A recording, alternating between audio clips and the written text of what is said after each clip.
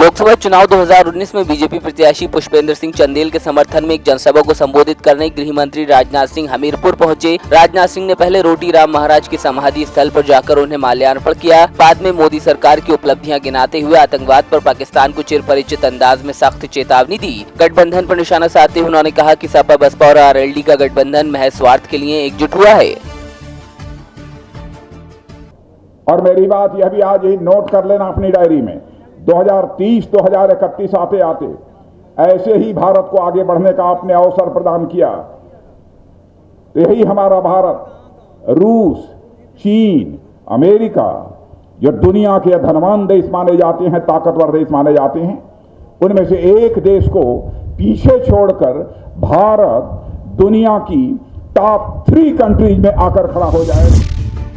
भाजपा के लोकसभा प्रत्याशी मुकेश राजपूत की चुनावी जनसभा को संबोधित करने सूबे के मुख्यमंत्री योगी आदित्यनाथ फर्रुखाबाद पहुंचे। यहां सीएम योगी आदित्यनाथ ने कहा कि कांग्रेस और सपा बसपा बाटला हाउस के आतंकियों के साथ खड़े थे, जबकि भाजपा इन देशद्रोही ताकतों के खिलाफ लड़ रही है। एक तरफ भारतीय जनता पार्टी विकास, सुशासन और राष्ट्रवाद के मुद्दे को लेकर के आपके बीच में है, और दूसरी तरफ देश को विभाजन की मंशा के साथ, देशद्रोही तत्वों के साथ खड़े होने वाली कांग्रेस, आतंकियों की हम परस्त सपा बसपा का एक गठबंधन आप सबको तय करना है।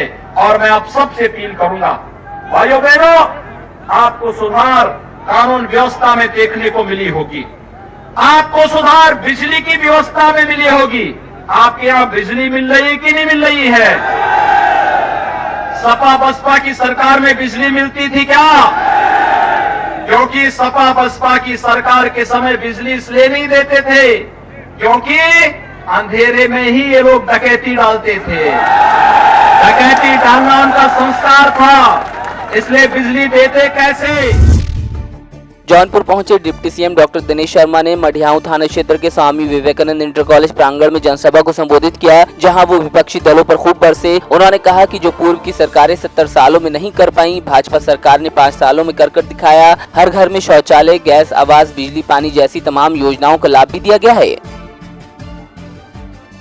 सपा ने 5 सीटें पाई थी, वो भी परिवार की पाई थी। अब की लगता है इन सबका सुपड़ा पूरी तरह साफ हो रहा है और हम अब की बार 74 पार का लक्ष्य लेके हम लोग चल रहे हैं। पूर्वांचल में बयार बह रही है। सपा और बसपा के लोगों ने जो दोनों की सरकारें थी, एक दूसरे के कार्यकर्ताओं का उत्पीड़न किया है। सपा की सरकार में बसपा का कार्यकर्ता का उत्पीड़न हुआ और बसपा की सरकार में सपा के लोग मारे गए। वो कार्यकर्ता कभी एक दूसरे के नहीं हो सकते। इसलिए जो गठबंधन, नापाक गठबंधन इसको कहेंगे, बगैर किसी विपरीत विचारधारा का जो गठबंधन है, अवसरवादी जो गठबंधन है, वो अवसरवादी गठबंधन को कार्यकर्ताओं की मान्यता नहीं है। सपा बसपा और कांग्रेस का कार्यकर्ता भाजपा के साथ आज खुलकर आ रहा है और हम 51% से ऊपर का लक्ष्य लेकर चले और उत्तर प्रदेश में अब की बार 74 पार।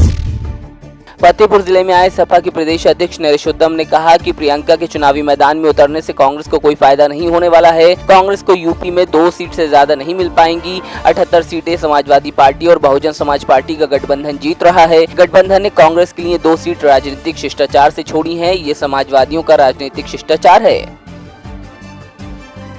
प्रियंका चुनावी मैदान में पूरी तरह उतर चुकी है, ठीक है, क्या लगता है कितना फायदा होने वाला कांग्रेस को? कोई फायदा नहीं। कांग्रेस के बारे में तो सर्वे आ रहा है कि 2 सीट से ज्यादा नहीं आएगी।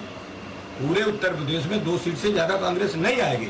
78 सीटें समाजवादी पार्टी, बहुजन समाज पार्टी और गठबंधन जीतेगा। तो आप लोगों 2 सीट क्यों छोड़ा फिर? 2 सीट हमने राजनीतिक शिष्टाचार में छोड़ा है। ये समाजवादियों का राजनीतिक शिष्टाचार है, इसलिए छोड़ा है।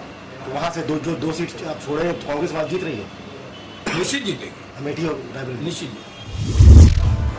फतेहपुर जिले के चांदपुर थाना क्षेत्र स्थित बोधीपुर गांव के पास 2 स्कूली वैन आपस में टकरा गईं। तेज रफ्तार वैन के आपस में टकराने से एक चालक की मौके पर ही मौत हो गई, जबकि दूसरी वैन के चालक की हालत नाजुक देखते हुए कानपुर हेलर्ट रेफर किया गया, लेकिन उसने भी इलाज के दौरान दम तोड़ दिया। 2 वैन चालकों की मौत के बाद परिजनों का रो रो कर बुरा हाल है।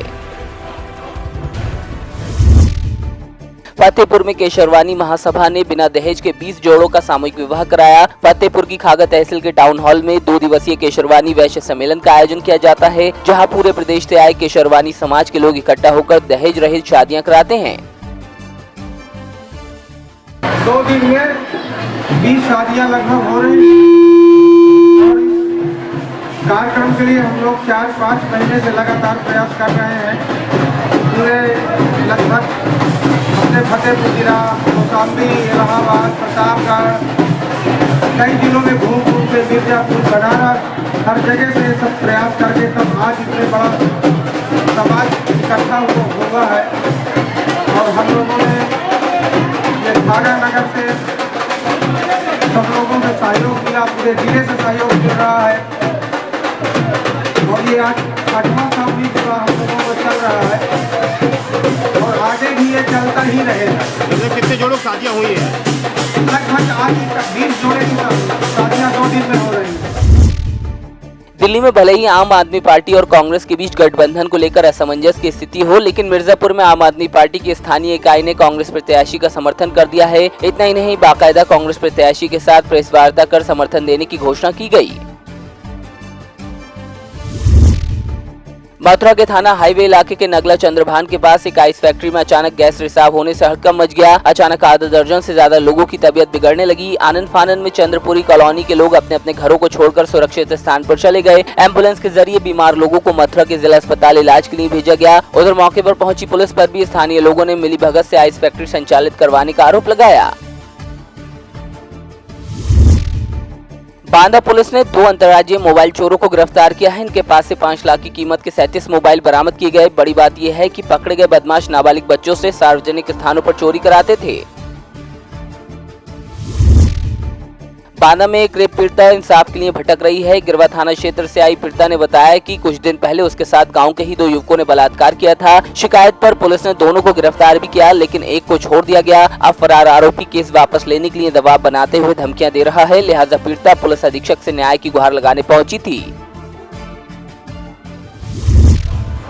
पीलीभीत जिले में एक युवक ने फांसी लगाकर अपनी जीवन लीला समाप्त कर ली। युवक का शव कमरे के अंदर लटकता हुआ पाया गया। फांसी लगाने की वजह घरेलू कलेश बताई जा रही है। सूचना के बाद मौके पर पहुंची पुलिस ने शव को कब्जे में लेकर पोस्टमार्टम के लिए भेजा। फिलहाल जांच की जा रही है।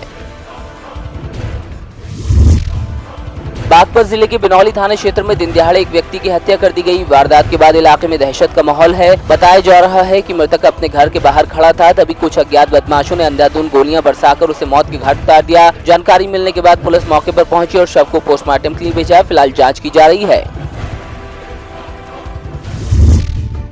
मोगा जिले में बीते दिनों अलग अलग स्थानों पर खेतों में खड़ी गेहूं की फसल आग की चपेट में आने की घटनाओं के बाद प्रशासन ने कमर कस ली है। फायर ब्रिगेड की 2 गाड़ियां सोमवार से मुस्तैद रहेंगी, जिनमें एक गाड़ी मोगा के जीटी रोड पर और दूसरी बागापुराना में, जो निहाल सिंह बालों को भी कवर करेगी। मोगा जिले के 4 विधानसभा हलकों के लिए सिर्फ मोगा के नगर निगम में ही एक फायर स्टेशन है, जहाँ इस समय 4 गाड़ियां मौजूद है, लेकिन चारों गाड़ियों के लिए कर्मचारियों की बेहद कमी है। लिहाजा प्रशासन ने ये व्यवस्था की है।